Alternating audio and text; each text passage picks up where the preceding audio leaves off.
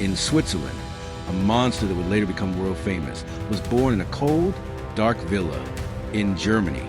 A personal mode of transport, now the most common in the world, was invented. In America, an epic migration that would define the nation's destiny began. How are these three seemingly unrelated events connected? They all stem from the same disaster, an apocalyptic level volcanic eruption on the other side of the world. In 1815, Mount Tambora erupted, triggering the global year without a summer. Today, we will witness how this one volcano created a monster, a machine, and a migration that reshaped a nation's destiny. April 10, 1815. Sumbawa Island, Indonesia, Mount Tambora exploded. This was the largest eruption in recorded human history. It released the energy of millions of atomic bombs. Over 100 billion tons of rock and gas were thrown into the atmosphere, forming a veil around the planet. The sky remained dark for days. Ash fell like snow hundreds of miles away. Massive tsunamis swept nearby coasts. Tens of thousands died instantly in Indonesia. But on the other side of the world, the storm was just beginning. Tambora's ash, particularly sulfur dioxide, formed a mist in the stratosphere, reflecting sunlight back into space. Global temperatures plummeted. In 1816, summer never arrived. Frost hit Virginia in July. In Europe, relentless rains caused crops to rot in the fields. In China, Yunnan province suffered a massive famine. The world was starving. Location: Lake Geneva, Switzerland. The constant cold and rain of the year without a summer trapped a group of English tourists in their villa. To pass the time, they proposed a ghost story competition. 18-year-old Mary Shelley, inspired by the oppressive weather and discussions of reanimating corpses with electricity, conceived a nightmare about a scientist and his man-made monster. Frankenstein was born in Tambora's shadow. This was not just a horror story.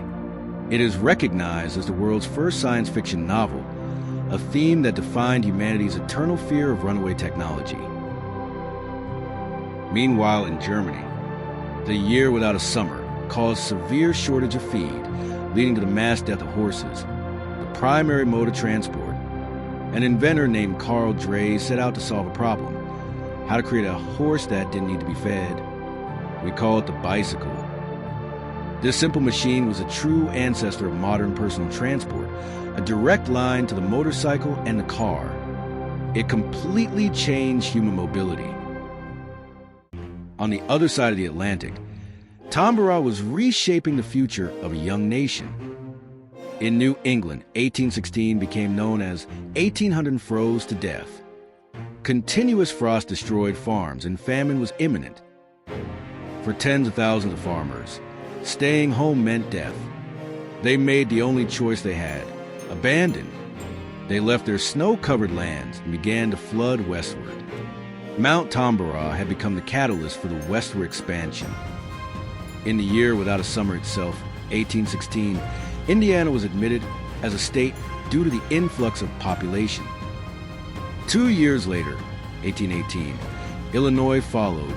In that single decade, 1810 to 1820, the population of Ohio nearly doubled. A single volcanic eruption had irreversibly pushed the nation's center of gravity to the west. A plume of ash from Indonesia, a dark summer in Switzerland, a horse famine in Germany, a frozen field in America. These were not isolated events. They were links in a tightly bound chain of cause and effect. One volcanic eruption carved our nightmares, rebuilt our transportation, and reshaped the map of a continent.